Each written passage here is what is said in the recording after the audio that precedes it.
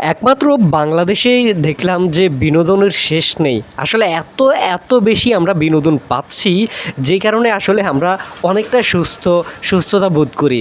কারণ আমরা যখনই ফেসবুকে ঢুকি, যখনই স্ক্রল করি ভিডিওগুলো, আমাদের সামনে শুধু বিনোদনমূলক ভিডিওগুলোই আসে। এই যে দেখুন যে হিরো আলমের যে বিষয়টা, এই বিষয়টা নিয়ে আমি এর আগেও কথা বলেছিলাম। হিরো আলম এবং রিয়া মনির যে সম্পর্কটা, এই সম্পর্কটা নিয়েও কিন্তু আমি আগেও কথা বলেছিলাম। গতকালকে সে আবারও নতুন একটা ভাইরাল টপিক নিয়ে লাইভে আসছে। এর 2 দিন আগে রিয়া মনির একটা টপিক নিয়ে লাইভে আসছিল, যে হিরো আলম এবং রিয়া মনির ভেতরে যেই ঝামেলাটা হচ্ছে, যেই সমস্যাটা হচ্ছে। এখন আমার প্রশ্ন হচ্ছে যে এই যে হিরো আলম যে কাজটা করছে, রিয়ামণি যে কাজটা করছে, রিয়ামণি এবং হিরো আলমের সাথে যেই মেয়েগুলো আছে, এগুলো যে কাজগুলো করছে, এগুলোকে আসলে কি প্রশাসন দেখে না? বিষয়টা এমন না যে তারা পারিবারিকভাবে তারা তাদের ঘরের ভেতরে এগুলো করছে।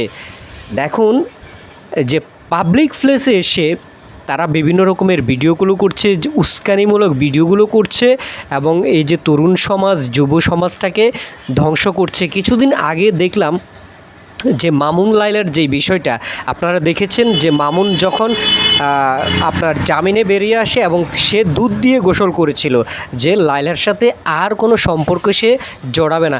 এর কিছুদিন পরেই আমরা আবার দেখেছি যে লাইলা এবং মামুন তারা দুজন আবারও সংসার করছে, দুজন আবার যে একসাথ হয়ে গিয়েছে। বিষয়টা কিন্তু আপনারা দেখেছেন। তো এই যে বর্তমানে আবার হিরো আলম আবার একটা টপিক হিরো আলম নিয়ে এসেছে, এবং হিরো আলমকে দেখছি যে সে দুধ দিয়ে গোসল করছে, এবং তাকে তার ভক্তরা, তার অডিয়েন্সরা তাকে দুধ দিয়ে গোসল করাচ্ছে, এবং কিছু হোটেল মার্কা কিছু মেয়েরা সেখানে তাকে দুধ দিয়ে গোসল করাচ্ছে।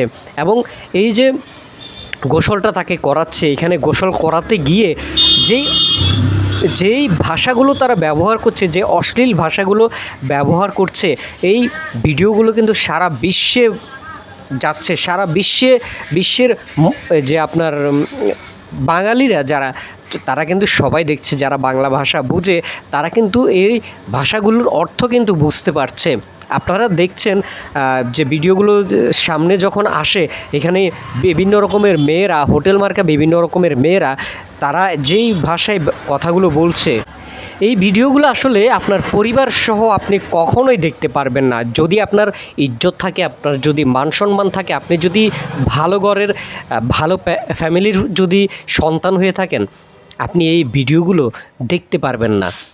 যেই ভাষা ব্যবহার তারা করছে, এই যে দুধগুলো ঢালছে, এই দুধগুলো সম্পর্কে সাংবাদিকরা, কিছু অসাধু ভিউ ব্যবসায়ীরা, তারা যেই প্রশ্নগুলো মেয়েগুলোকে করছে, এবং মেয়েগুলো তার যে উত্তরগুলো দিচ্ছে, এগুলো আসলে পরিবার সহ দেখা উচিত না, দেখা সম্ভব না। একটা মেয়ে আপনার এই যে শুরু থেকেই কিন্তু গেম খেলছে, হিরো আলমের সাথে গেম খেলতেছে, হিরো আলম নিজেও বুঝে। এরপরেও দেখুন ম্যাক্স অবির সাথে তার যেই দৃশ্যগুলো, তার যেই ভিডিওগুলো আপনার ভাইরাল হয়েছে, এগুলো কিন্তু দেখেছেন বিভিন্ন রিসোর্টে গিয়েছে, বাসায় হিরো আলম নিজেই কিন্তু রিয়ামণিকে সেখানে ধরে ফেলেছে, হাতে নাতে ধরে ফেলেছে। এরপরেও হিরো আলম আবারও রিয়ামণির সাথে সংসার করছে। বিষয়টা বুঝতে পারছেন যে কতটা নিচু মনের মানুষ হলে এই কাজগুলো করে।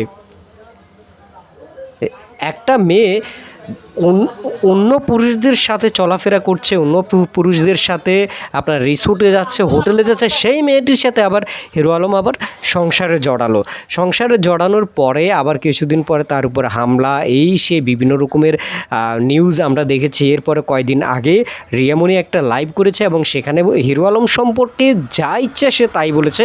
এবং গত 2 দিন আগে দেখলাম যে হিরো আলম আবার যে একটি আয়োজন করেছে, এবং সেখানে সে দুধ দিয়ে সে গোসল করে, এবং রিয়ামণিকে বিদায় জানিয়েছে, রিয়ামণিকে ডিভোর্স দিয়েছে। তো এই যে হাস্যকর বিষয়গুলো, এগুলো এখন মানুষ এত বেশি গ্রহণ করছে, এত বেশি ভিউজ দিচ্ছে, আসলে মানুষের এই যে রুচির দুর্ভিক্ষ যাকে বলা হয়, রুচির দুর্ভিক্ষ আবারও শুরু হয়েছে। তো আমি প্রশাসনের দৃষ্টি আকর্ষণ করে বলছি যে এদেরকে যদি আপনারা আইনের আওতায় না আনতে পারেন তাহলে যুব সমাজটা ধ্বংস হয়ে যাবে। মহিলারা যে কথাগুলো বলছে আপনারা ভিডিওগুলো দেখেন, দেখলে আপনারা বুঝতে পারবেন। আমি এখানে কিন্তু শেয়ার করতে পারলাম না, কারণ এখানে যদি আমি শেয়ার করি সেই ক্ষেত্রে যে ইউটিউব ফেসবুকের একটা রুলস আছে যে অন্যের ভিডিও শেয়ার করা যাবে না। কিন্তু আপনি হিরো আলম রিয়ামনের নিউ ভিডিও দিয়ে যদি আপনারা দেখেন তাইলে কিন্তু আপনারা বুঝতে পারবেন যে আসলে আমি এই কথাগুলো কেন বলছি। এখানে যেই ভাষাগুলো তারা ব্যবহার করছে এটা আসলে পরিবার সহ দেখা সম্ভব না। তা আপনারা অবশ্যই এর একটা ব্যবস্থা করুন। ধন্যবাদ।